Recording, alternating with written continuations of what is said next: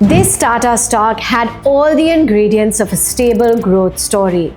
The stock surged over 6 times following a strategic acquisition in July 2021 until its peak in June 2024. The company executed the biggest order in its history and posted record-breaking sales and profits over the years.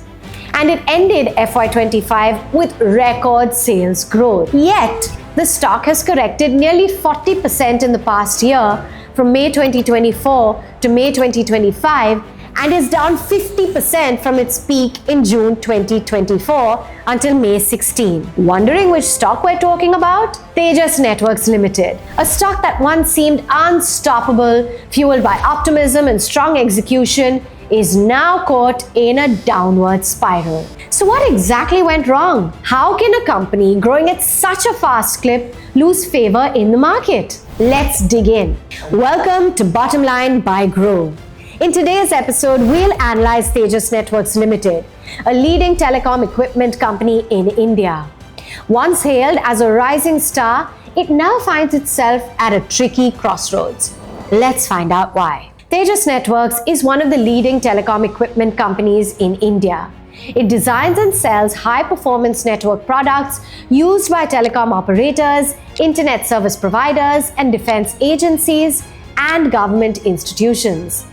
The company serves customers in more than 75 countries and has made R&D a cornerstone of its strategy. It had filed over 480 patents and ranks among the top 3 listed Indian firms in terms of R&D spending as a percentage of revenue. What makes Tejas stand out is its asset-light model. Instead of heavily investing in manufacturing plants, the company outsources production to EMS partners. These partners handle the procurement of components, manufacturing, and testing, allowing Tejas to scale efficiently without burning capital on fixed assets. Things took a dramatic turn in June 2021 when Tata Sons acquired a controlling stake in the company. That marked the beginning of a new chapter. Sales started accelerating, optimism grew, and the stock followed, hitting an all-time high by mid-2024. But that's where the story begins to take a turn. The major boost in revenue during FY24 came from a single order worth 7,600 crores placed by TCS on behalf of BSNL. It was a massive win for Tejas and caused the company's order book to jump 370% between Q1 and Q2 of FY24. This order in particular boosted positive sentiment around the stock because of the revenue visibility which it gave. As FY25 came to a close, the company finished executing the order. And with that, the massive order book that once stood tall began to shrink, and in Q4 FY25, the order book stood at 1,019 crore rupees. FY25 was overall a good year for the company. Sales saw a growth of 261% from 2,471 crores in FY24. It jumped to 8,923 crore rupees in FY25. Operating profit went from 93 crores to 905 crore rupees. Margins improved too, and employee manufacturing costs dropped significantly, and net profit surged from 63 crores to 447 crore rupees. That's a 609% increase in just 1 year. While overall FY25 performance appears to be stable, the company reported a net loss of 72 crores in Q4 FY25. According to the company's statement, the loss was due to increased investments in R&D and heavy provisioning for inventory write-downs. Though total revenue from operations grew 44% YOY, profitability took a hit due to a steep decline in margins. EBITDA fell sharply to just 21 crores, down from 306 crore rupees in the same quarter last year.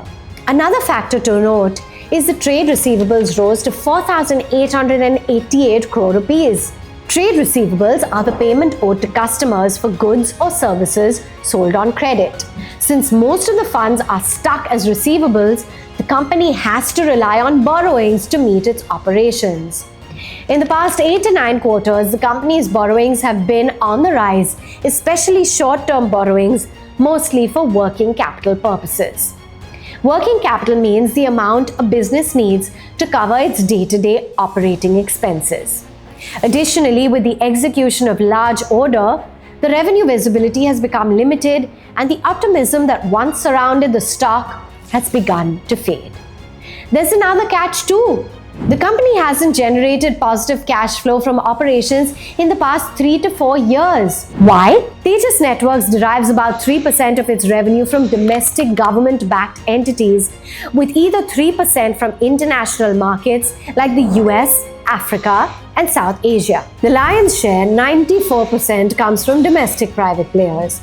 A significant chunk of this is from BSNL's 4G-related shipments through TCS. In essence, although the book shows small government revenue share, much of the business still hinges on pseudo-private clients like BSNL and Vodafone. And as is often the case, when dealing with government-linked entities, Tejas Networks has faced delays in collections and rising inventory levels. This has led to long cash conversion cycles, elevated working capital requirements, and sometimes negative operating cash flows. That's led to a sharp rise in interest costs from 48 crore rupees in FY24 to 252 crore rupees in FY25. In Q4 FY25 too, interest costs jumped to 71 crores from 31 crores in the same period last year. What makes the situation riskier is Tejas Networks' dependence on BSNL. The telecom operator not only gave Tejas its biggest ever order, but it also happens to be the company's largest debtor. And BSNL itself is not in a great financial shape. If BSNL delays payments or fails to place new orders, the ripple effect on Tejas could be significant. On top of that, there's a matter of valuation. In October 2023, Tejas Networks was trading at an EV/EBITDA multiple of 320 times. EV/EBITDA is a metric that shows how much investors are paying for each rupee of the company's operating profit. That's a sky-high valuation by any standard. And when future growth couldn't keep up with those expectations, the stock started correcting. As of May 16, the stock trades at a much more reasonable EV/EBITDA multiple of 11.9 times, close to its lifetime median of 12.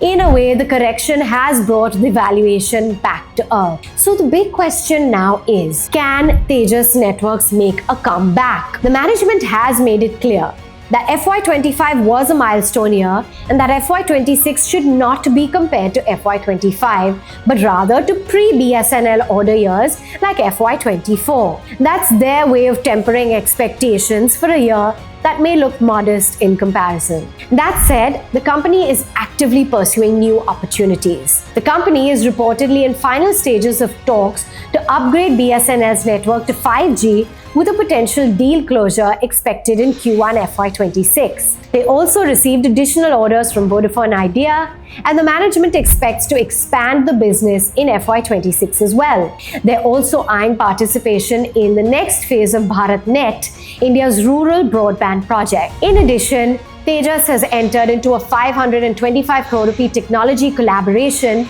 with Japan's NEC to co-develop advanced 4G and 5G products for global markets. This deal could boost Tejas' international business. To sum up, while Tejas Networks did manage to execute its largest order to date, the picture beneath the surface is far less reassuring.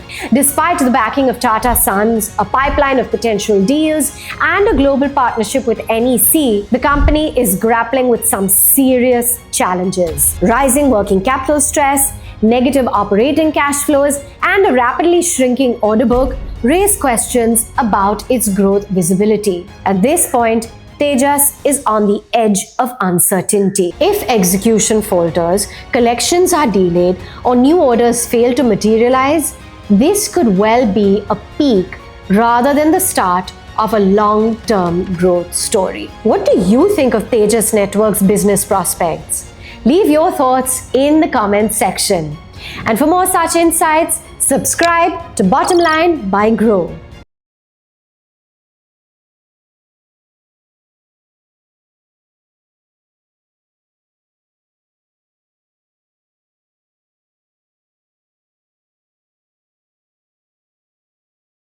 Investment in securities market are subject to market risks. Read all the related documents carefully before investing. Please read the risk disclosure documents carefully before investing in equity shares, derivatives, mutual fund, and or other instruments traded on the stock exchanges.